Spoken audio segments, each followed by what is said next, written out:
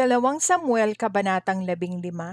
Sa kabanatang ito, mababasa natin ang mga sumusunod.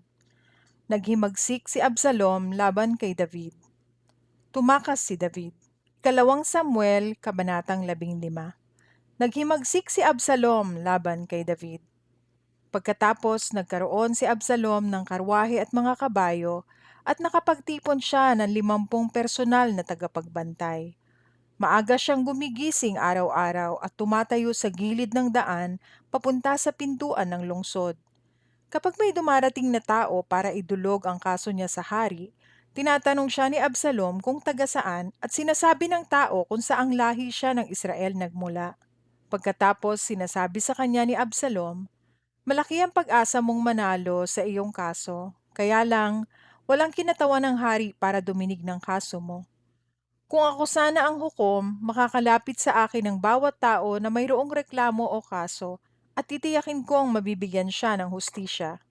At kung may lalapit na tao kay Absalom at yuyukod bilang paggalang, niyayakap niya ito at hinahalikan bilang pagbati." Ganito ang ginagawa ni Absalom sa lahat ng Israelitang pumupunta sa hari para idulog ang kaso nila. Kaya nakuha niya ang tiwala ng mga Israelita.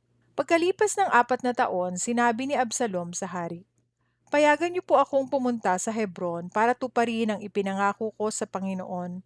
Noong naninirahan pa ako sa Geshur na sakop ng Aram, nangako ako sa Panginoon na kung pababalikin ulit ako ng Panginoon sa Jerusalem, sasamba ako sa kanya sa Hebron." Sinabi ng hari sa kanya, "Sige, magkaroon ka sana ng matiwasay na paglalakbay." Kaya pumunta si Absalom sa Hebron.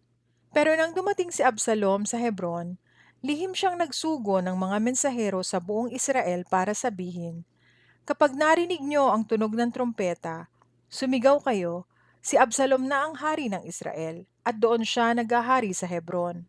Isinama ni Absalom ang 200 tao para pumunta sa Hebron.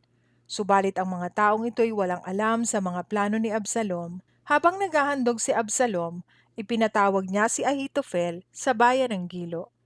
Taga-Gilo si Ahitofel at isa sa mga tagapayo ni David.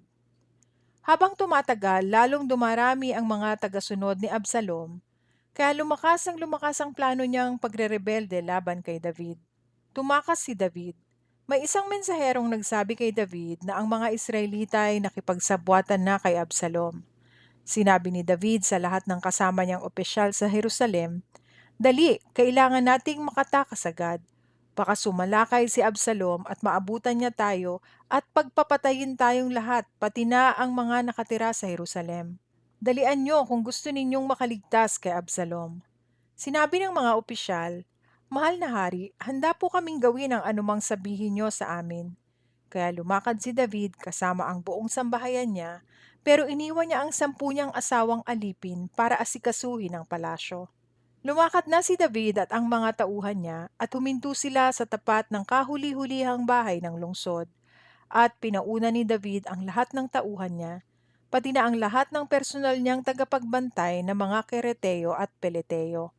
Sumunod ang 600 tao na galing sa Gat at sumama kay David. Sinabi ni David kay Itay na pinuno ng mga taga-Gat, "Bakit kayo sumasama sa amin? Bumalik kayo sa Jerusalem, sa bagong hari ninyo na si Absalom. Mga dayuhan lang kayo sa Israel na tumakas mula sa lugar ninyo. Kadarating lang ninyo dito, tapos ngayon sasama kayo sa amin na hindi nga namin alam kung saan kami pupunta.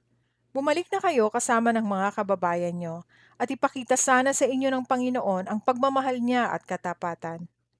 Pero sumagot si Itay sa hari, "Sumusumpa po ako sa Panginoon na buhay at sa inyo, mahal na hari.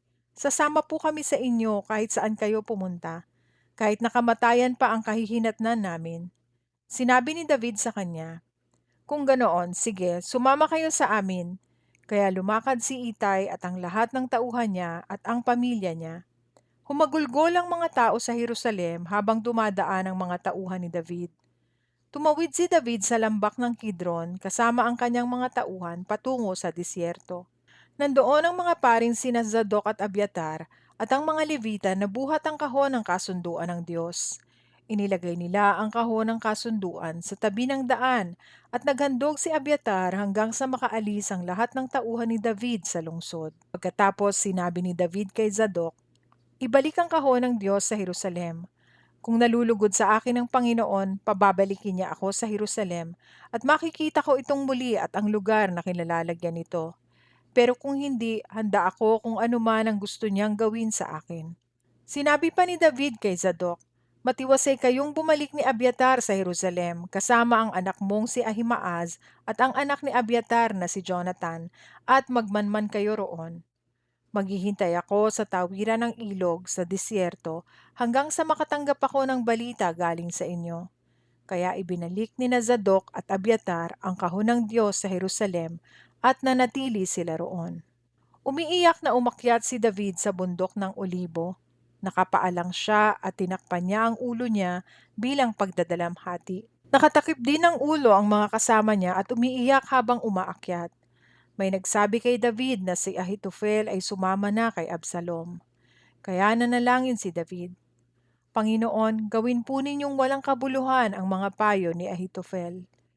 Nang makarating sina David sa ibabaw ng bundok ng Olibo, kung saan sinasamba ang Diyos, sinalubong siya ni Hushai na arkeyo. Punit ang damit niya at may alikabok ang kanyang ulo bilang pagdadalamhati. Sinabi ni David sa kanya, "Wala kang maitutulong kung sasama ka sa akin.